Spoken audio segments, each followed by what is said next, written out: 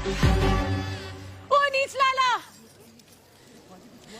आखिरी के 2 फेरे बचे, अब तो रोक ले कमीने। सपना, ये क्या बदतमीजी है? आँख मारी इन्होंने, ये दोनों मिले हुए हैं। अरे नहीं यार, तू ही तो कहता फिरता था ना कि सपना पे कोई दबाव तो नहीं है, दबाव तो नहीं है। अब दबाव हटाया तुझे तक। यार हार्ट अटैक मत करो। अरे कैसी बातें कर रहा है यार?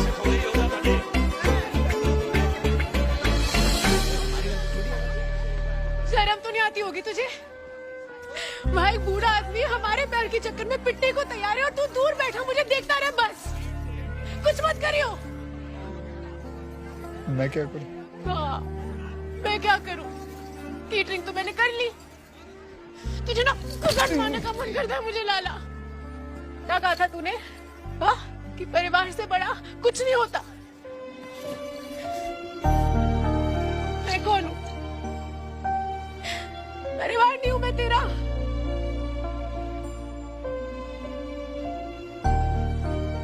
कल से तू और तेरा बाप मेरे दुकान पे आके मेरा खून पीना। शादी कर, ये कल से फिर शुरू हो जाना। हाँ लाला, तेरे इंतजार में मैं बूढ़ी होती रहूं और तेरा खून भी ना पीऊं।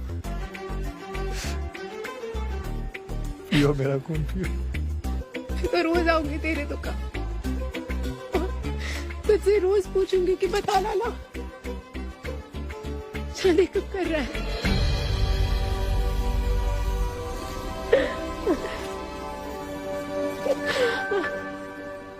हो गया, सब सेटल हो गया।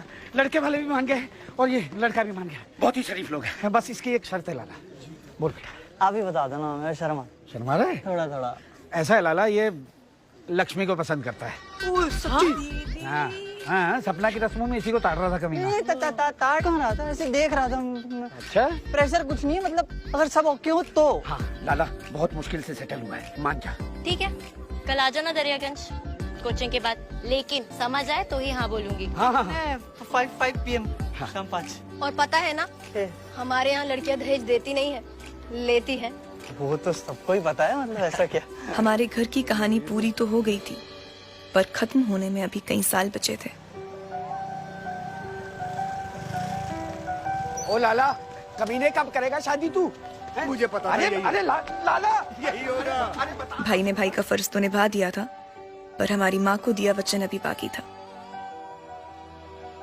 मेरी तीनों बहनों को डोली में बिठाने के बाद ही मेरा भाई घोड़ी चढ़ सकता था, और उसके लिए उसने जी जान लगा दी।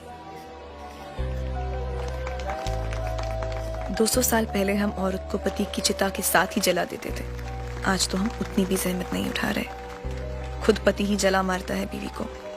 पर इस देश में सुबह का भूला शाम को घर आ ही जाता है। मुझे खोके ही सही, पर मेरे भाई और उसके साथ पूरे चांदनी चौक को लगने लगा था कि लड़की में भी 206 हड्डियां ही होती हैं। उसका खून भी लाल ही होता है। उसके जलने की बू भी आदमी के जलने के जैसी ही होती है। और अगर उसका कांधा भी थपथपाया जाए तो वो भी जिंदगी में कुछ बन सकती है। 12 साल पहले मेरी चिता को अग्नि देके मेरे भाई ने कहा था कि आत्मसम्मान से बड़ा कुछ नहीं होता, और अपने पैरों पे खड़ा होना उस आत्मसम्मान की पहली शर्त है। जिस दिन इस देश की बेटी अपने पैरों पे खुद का वजन लेके चल देगी, उस दिन दहेज मांगने वालों की बात का वजन खुद ब खुद कम हो जाएगा। दोस्त, शादी बराबरी का रिश्ता होता है। ना कोई बड़ा होता है ना छोटा, ना किसी को पैसा देना होता है ना किसी से लेना होता है। ये बात आखिर कितने वक्त में समझेंगे हम? कितनी लड़कियों को रोज पिटना होगा, डरना होगा, मरना होगा।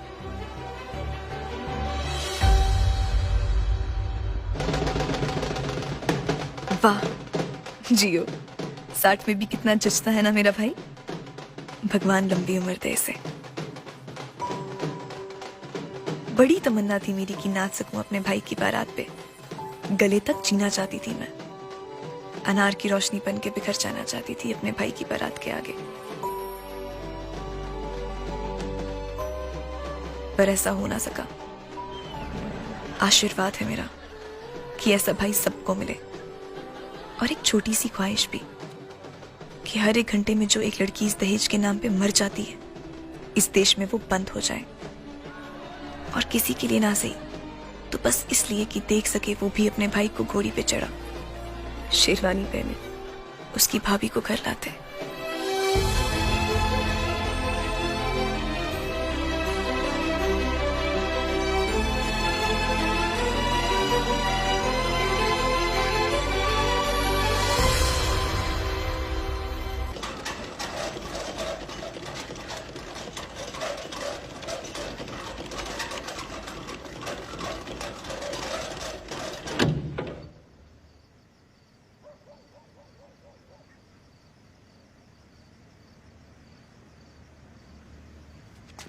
मैं बेवकूफ, मेरा बाप बेवकूफ, साला उसका बाप बेवकूफ। औरतों को गोलगप्पे खिलाते रहे, 2-2 रुपए में दुआएं देते रहे कि साला की लड़का होगा, लड़का होगा। है वही लड़के जो बड़े होकर हमारी बहन बेटियों को जहर दे के मार देते हैं। किस लिए मार देते हैं? एक फ्रिज के लिए, एक टीवी के लिए आग लगा देते हमारी बेटियों को। क्यों मारते हैं वो लोग? ये बोल उतर, नहीं बिकेगा आज के बाद एक ऐसा गोलगप्पा जो लड़का देता हो। उतार बोल ये। अच्छा उतार देंगे उतारिए। मेरी फूल सी बहन बेची थी, सालों ने कुत्तों ने लाश भेजी है, कुत्तों ने लाश भेजी।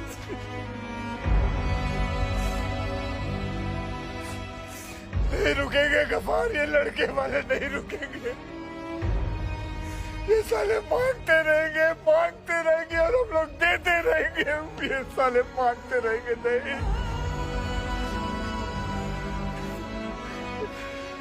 जी बहन जी सही कह रही थी, बहन जी आप सही कह रही थी। इस दहेज की प्रथा को मांगने वाले कभी नहीं तोड़ेंगे, इसे देने वाले को तोड़ना होगा। जमींदार तो लेते रहेंगे, ये तो किसान है जिसको खड़े होकर बोलना पड़ेगा कि नहीं देंगे। अरे मुझे लगा जो मांग रहे हैं दे दो, हमारी बहन खुश रहेगी, पर नहीं, इन्हें और चाहिए। हर 30 त्योहार पे चाहिए, बच्चे के होने पे चाहिए, बच्चे के मुंडन पे चाहिए, उनके घर में किसी और की शादी हो तो हमसे चाहिए, उसमें भी हमें ही देना है। हम दे दे के खून लगा देते हैं इनके मुंह पे, और ये और मांगते रहते हैं, मांगते रहते हैं, मांगते रहते हैं, मांगते रहते हैं, मांगते रहते हैं।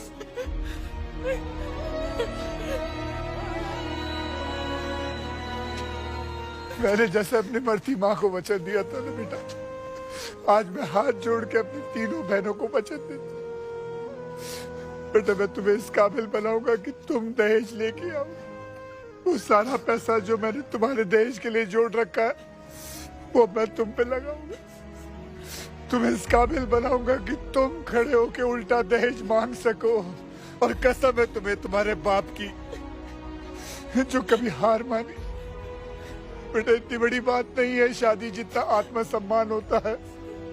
और ये बात मुझे मेरी बेटी जैसी बहन को खो के समझ आई। जिंदा बहन भेजी थी, लाश लेके आओ, मार दिया सालों ने।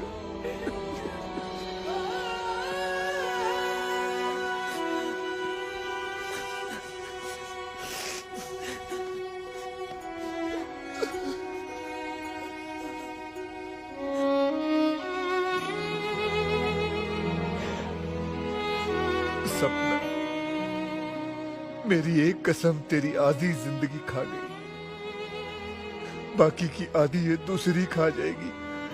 तुझे मेरी कसम है, कर ले शादी, जा तेरा बाप कह रहा। सुन सुन सुन सुन मेरी बात सुन। अब नहीं लिखा महादेव ने तेरा मेरा साथ होना। तुम मत लड़ उनसे, मत लड़।